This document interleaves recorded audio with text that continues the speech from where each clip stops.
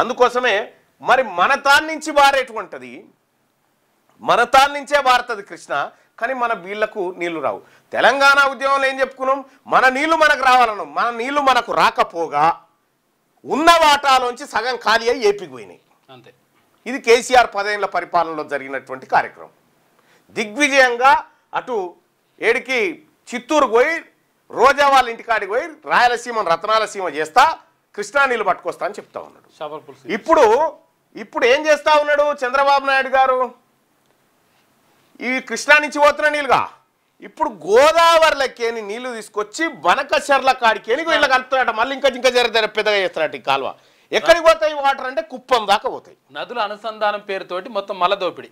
ఇంత పెద్ద దోపిడి కార్యక్రమానికి తెర వేసిరు. నీళ్ల ద్వారా వీళ్ళు ఎట్లా పైసలు సంపాదిస్తారో చూడరు. అసలు గోదావరికి అసలు యాక్చువల్గా రాయలసీమకు సంబంధమే లేదు, సంబంధం కూడా లేదు.